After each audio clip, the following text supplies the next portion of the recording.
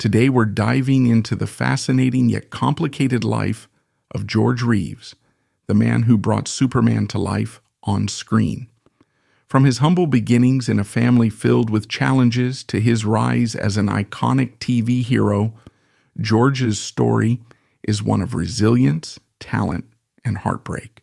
Let's explore the people, relationships, and events that shaped the legacy of the Man of Steel himself. George Kiefer. Brewer, later known as George Reeves, was born on January 5, 1914, in Woodstock, Iowa. He was the only child of Helen Lesher and Don Brewer, a pharmacist. His early childhood was marked by family upheaval. Shortly after his birth, his parents' marriage began to fall apart, and by the time George was just a few years old, they divorced. Following the separation, Helen took young George to her hometown of Galesburg, Illinois, severing his ties with his father. In the 1920s, Helen sought a fresh start and relocated to Pasadena, California, where she remarried Italian-American Frank Joseph Basolo. George, just a boy at the time, adopted his stepfather's surname, becoming known as George Basolo. Frank was described as a disciplinarian but was reportedly supportive of George's education. However, the marriage between Helen and Frank was short-lived, and they divorced in 1932. Despite these challenges, George exhibited resilience and began to develop his own identity. Growing up in Pasadena, he attended Pasadena Junior College, where his interest in drama and performance blossomed. His early exposure to the arts was supported by his mother, Helen, who believed in her son's talents and encouraged him to pursue his passions. During his teenage years, George also dabbled in boxing, competing in amateur heavyweight matches. This phase reflected his physicality and determination, qualities that would later become central to his portrayal of Superman. At the same time, George's natural charisma and stage presence began to emerge, particularly in local theater productions. George Reeves was born into a family marked by complexities and challenges, which would later shape his resilience and independence. His father, Don Brewer, remained in Iowa after the divorce, remarried Helen C. Schultz around 1925, and had 2 children. Don focused on his career as a pharmacist and led a relatively quiet life. Tragically, he and George never reconnected, and Don passed away in 1969 at the age of 79, leaving behind a legacy of estrangement that deeply influenced George's sense of identity. Helen Lesher was a significant figure in George's life, playing a dual role as both mother and primary caregiver. Determined to provide the best opportunities for her son, she moved with him to Galesburg, Illinois, following her divorce from Don Brewer. Later in Pasadena, Helen married Frank Basolo, and George adopted his stepfather's surname. However, her second marriage ended in divorce in 1932. Helen's unwavering encouragement extended to George's education, and his early performances at Pasadena Junior College and the Pasadena Playhouse. She believed in her son's talent and pushed him to pursue a career in the performing arts, even when financial and emotional challenges loomed. George had 2 half-siblings from his father's second marriage, but the lack of a close relationship with them likely contributed to his sense of isolation within his own family. Despite the familial challenges, Helen's dedication ensured that George had a strong foundation to develop his skills and pursue his dreams. George Reeves's acting career officially began in 1939 with a minor but memorable role in the iconic film Gone with the Wind. He portrayed Stuart Tarleton, one of the Tarleton twins vying for Scarlett O'Hara's attention. Although his screen time was brief and his character was erroneously credited as Brent Tarleton, this role served as a stepping stone for his entry into Hollywood. Around this time, Reeves signed a contract with Warner Brothers Studios, where his professional surname was changed from Basolo to the more marketable Reeves. During the early 1940s, George appeared in a variety of films, primarily in supporting roles. His performances in B-movies and westerns such as Hopalong Cassidy showcased his versatility, though he struggled to break into leading roles. In 1943, Reeves gained broader recognition for his performance in So Proudly We Hail, a wartime drama directed by Mark Sandrich. Playing Lieutenant John Summers opposite stars like Claudette Colbert, Veronica Lake, and Paulette Goddard, Reeves impressed audiences and critics alike, positioning him as a promising talent in Hollywood.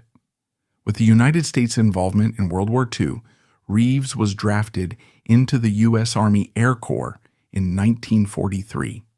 He served in the Special Theatrical Unit, where he performed in the Broadway production Winged Victory and appeared in military training and recruitment films, including The Last Will and Testament of Tom Smith, 1943. These efforts helped bolster morale and support the war effort while showcasing Reeves's acting and stage presence. After the war, Reeves returned to Hollywood, but like many actors, he found it difficult to reignite his pre-war career. While he secured roles in films such as Samson and Delilah, 1949, and From Here to Eternity, 1953, his parts were often minor, and he struggled to find the stardom he had glimpsed earlier. In 1951, George Reeves was cast as Superman in the feature film Superman and the Mole Men. The movie, produced on a modest budget, introduced audiences to Reeves's portrayal of the iconic superhero. The film served as a pilot for the television series Adventures of Superman, which debuted in 1952. Reeves's performance as Superman, combined with his earnest portrayal of the mild-mannered Clark Kent, quickly endeared him to audiences, particularly children, and cemented his status as a household name. The television series ran for 6 successful seasons, producing a total of 104 episodes. Sponsored by Kellogg's, the show became one of the first syndicated hits on American television, captivating audiences across the country. Reeves brought a unique charisma to the role, portraying Superman with strength, confidence, and a subtle warmth that made him relatable. As Clark Kent, Reeves balanced humor and humility, creating a sharp but believable contrast between the superhero and his everyday alter ego. The series was particularly beloved by children, who saw Reeves as Superman as a symbol of justice, kindness, and heroism. His portrayal resonated with post-war American optimism, offering a reassuring image of a hero who fought for truth, justice, and the American way. Reeves often embraced his role off-screen, attending public events in costume and meeting young fans who idolized him. Despite its popularity, the series presented significant challenges for Reeves. The production budget was tight, leading to limitations in special effects and stunts. Reeves often performed many of his own stunts, a risky endeavor that sometimes led to injuries. The famous flying sequences were created using wires, trampolines, or even a padded board that Reeves had to lie on, while a background was projected behind him. These techniques, though groundbreaking for the time, were physically demanding and far from glamorous. Furthermore, the grueling production schedule meant long hours and little time for other acting opportunities. Each season was filmed quickly, with episodes shot back-to-back to minimize costs. Reeves often worked under high pressure, balancing his role as Superman with other professional and personal commitments. One of the most enduring aspects of Reeves's legacy as Superman was his connection with children. He took his responsibility as a role model seriously, always maintaining the dignity of the character in public appearances. There are numerous anecdotes of Reeves refusing to smoke, drink, or engage in other behavior while in costume, understanding the impact his portrayal had on young fans. However, this public adoration came with its own set of pressures. Reeves became typecast, with many directors and producers reluctant to hire him for other roles, fearing that audiences would only see him as Superman. This frustration weighed heavily on Reeves, who had aspirations of pursuing more diverse and challenging parts in film and television. As the series progressed into its later seasons, the tone of Adventures of Superman began to shift. Early episodes were darker and more action-driven, but later seasons leaned into humor and family-friendly storytelling to appeal to a broader audience. While this evolution kept the show popular, it also limited Reeves's opportunities to showcase his full range as an actor. Although Reeves struggled to find work outside of Superman, he remained active in the entertainment industry. He directed a few episodes of Adventures of Superman, showcasing his skills behind the camera. He also appeared in Kellogg's commercials alongside his Superman co-stars, maintaining his connection with fans. In the late 1950s, Reeves's career showed signs of potential revival. Rumors circulated that Adventures of Superman might return for another season, and Reeves began exploring new opportunities, including directing and producing his own projects. Tragically, these efforts were cut short by his untimely death in 1959, leaving his career trajectory forever shrouded in assumption. One of the most controversial aspects of George Reeves's personal life was his relationship with Toni Mannix, the wife of MGM executive Eddie Mannix. Toni, a former Ziegfeld Follies showgirl and actress, began her affair with George in the early 1950s. The relationship was unconventional, as Eddie Mannix reportedly approved of their involvement. At the time, Eddie was known to maintain a long-term relationship with his own mistress, a Japanese woman. This arrangement reflected the Mannix's marriage, which many speculated was more of a pragmatic partnership than a romantic one. Toni Mannix was known for her generosity and deep affection for George. She showered him with expensive gifts, including a house in Benedict Canyon, Beverly Hills, where George lived until his death. Despite their significant age difference, Toni was nearly 8 years older than George. Their relationship lasted for several years. However, it began to unravel in the mid-1950s, partly due to George's dissatisfaction with the arrangement and his growing desire to pursue other romantic interests.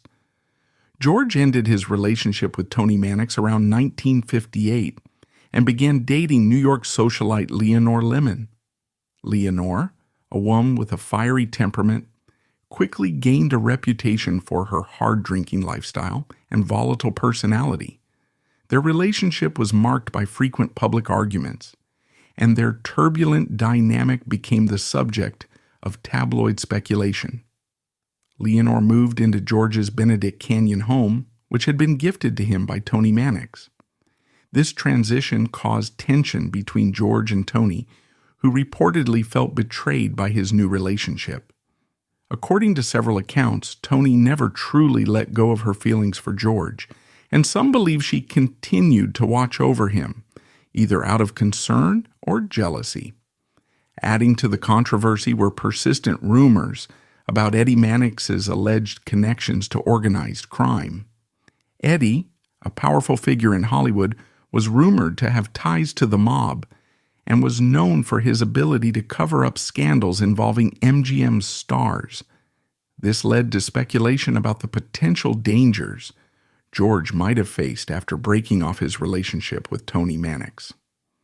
Some theories suggest that Eddie, though outwardly supportive of the affair, may have harbored resentment over George's treatment of Toni.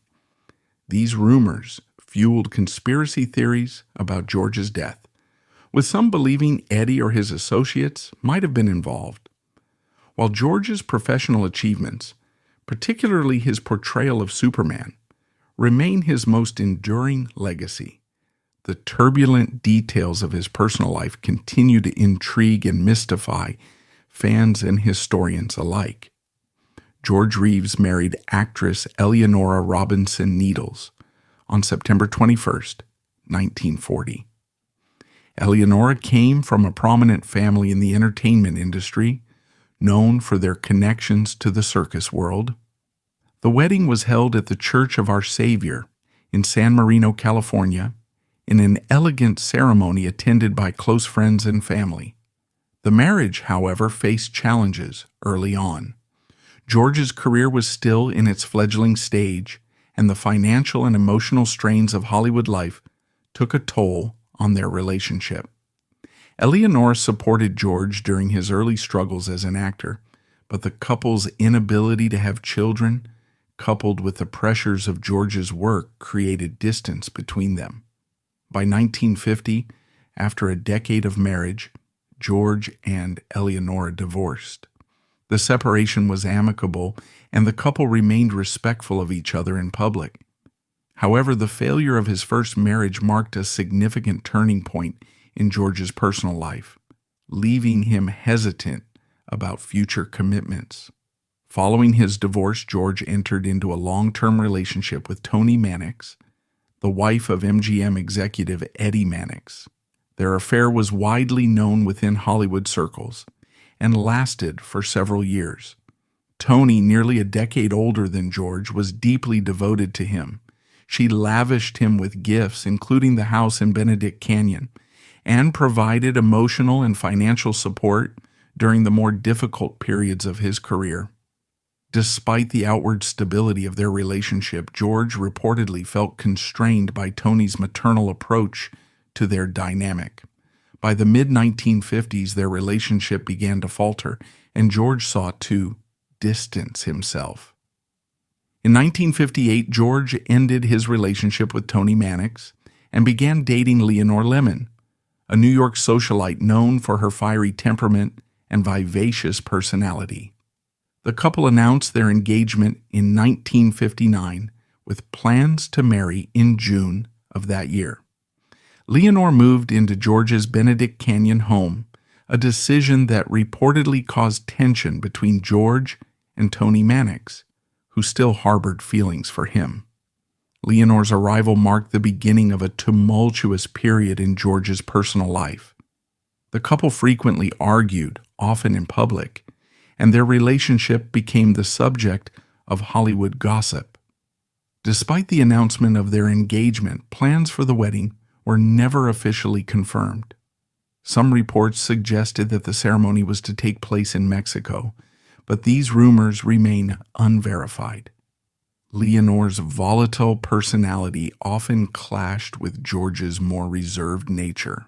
The timeline and raising questions about their actions. There was no suicide note, and while Reeves's toxicology report showed a blood alcohol level of 0.27%, well above the intoxication limit, his death left behind far more questions than answers. The weeks leading up to Reeves's, their relationship was marked by heavy drinking and loud disputes, which friends and acquaintances noted with concern.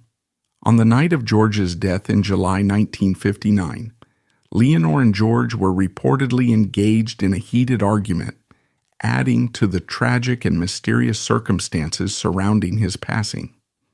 While Leonore later defended George's character, claiming that his frustrations with his career led to his suicide, her behavior in the immediate aftermath of his death, delaying the call to the police and making offhand remarks, raised questions about her role in his life and the events leading up to his tragic end. George Reeves built a strong network of friendships during his time in Hollywood, many of which were forged early in his career. One of his closest friends was actor John Wilcox, who served as his best man at his wedding to Eleonora Needles in 1940. Their friendship was a source of support for George during the highs and lows of his personal and professional life. Reeves also developed bonds with many of his fellow actors at the Pasadena Playhouse, where he honed his craft in the early days of his career. The Playhouse was a breeding ground for talent, and George's interactions with aspiring actors there played a key role in shaping his acting skills and establishing a sense of camaraderie within the theater community. While working on Adventures of Superman, George formed meaningful relationships with his co-stars, including Jack Larson, Jimmy Olsen, Noel Neill, Lois Lane, and John Hamilton, Perry White. Despite the challenges of working on a tight budget and a demanding production schedule, the cast maintained a light-hearted atmosphere on set. Jack Larson, in particular, became a close confidant of George. Larson often spoke fondly of Reeves, describing him as a kind and generous person who took his role as Superman seriously, both on and off screen. Reeves's efforts to make the show enjoyable for his colleagues helped build a strong sense of camaraderie among the cast. George's connection with his co-stars extended beyond the show. For example, the cast frequently appeared together in promotional materials, including Kellogg's commercials, which strengthened their public image as a team. These shared experiences solidified their relationships and added a sense of authenticity to their on-screen chemistry. Outside of Hollywood, George maintained friendships with individuals who shared his personal interests. He was an avid boxing enthusiast and participated in amateur matches during his younger years, which introduced him to a network of fellow sports enthusiasts. While his boxing days were behind him by the time he gained fame as Superman, the discipline and camaraderie he experienced in the ring left a lasting impression. Reeves also had a keen interest in aviation, which he pursued during his time in the U.S. Army Air Corps during World War II. His military service allowed him to form bonds with other servicemen, particularly those in the Special Theatrical Unit, where he performed in morale-boosting productions like Winged Victory. While George Reeves's professional relationships in Hollywood were often strained due to his typecasting as Superman, he maintained a level of respect among producers and directors. Many admired his professionalism and dedication to his craft, even as he struggled to secure roles outside of the iconic superhero. Mark Sandrich, the director of So Proudly We Hail, was among those who recognized George's talent, giving him a significant role in the 1943 film. Similarly, producers of Adventures of Superman valued George's ability to connect with audiences, particularly children, which was instrumental in the show's success. One of George's most profound relationships was with his fans, especially children who idolized him as Superman. Reeves went out of his way to engage with his young audience, attending public events in costume, and always maintaining the integrity of his character. He understood the responsibility of being a role model and took it seriously, refusing to smoke or drink in public while in the Superman persona. Reeves's dedication to his fans extended to small acts of kindness, such as visiting children in hospitals and responding to fan letters. His connection with his audience helped solidify his legacy as a beloved figure in American pop culture. On the night of July 15, 1959, George Reeves, beloved by millions as Superman, was found dead in his Beverly Hills home at 1579 Benedict Canyon Drive. A single gunshot wound to the head ended his life at the age of 45. Officially ruled as a suicide, the circumstances of his death have remained clouded by mystery, fueling speculation and conspiracy theories for decades. That evening, Reeves was at home with his fiancée, Leonore Lemon, and a few guests, including author Robert Condon, William Bliss, and Carol Van Ronkel. Accounts describe a night of heavy drinking, laughter, and tension. Reeves, visibly annoyed by the noise, retired to his bedroom around midnight. Moments before a gunshot echoed through the house, Leonore allegedly joked, "He's probably going to go shoot himself now." The discovery of his body sprawled on the bed with a .30 caliber Luger pistol nearby shocked everyone present. However, the behavior of those in the house only deepened suspicions.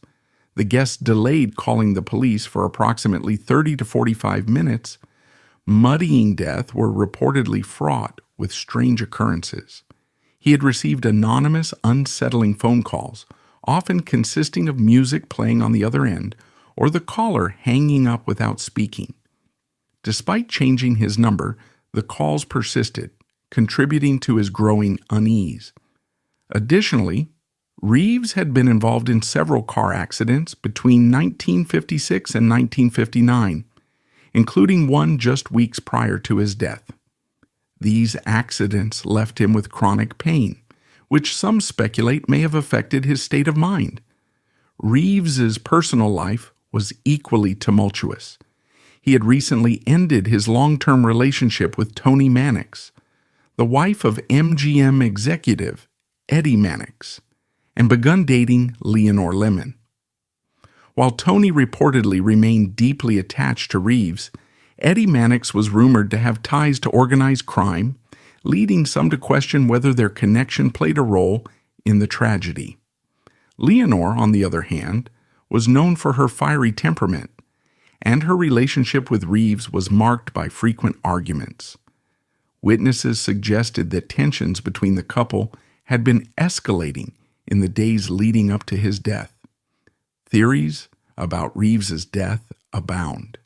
The official explanation of suicide attributes his despair to frustrations with being typecast as Superman and the difficulty of finding meaningful roles in Hollywood. Leonore Lemon supported this theory, describing Reeves as disheartened by his inability to escape the shadow of his iconic role.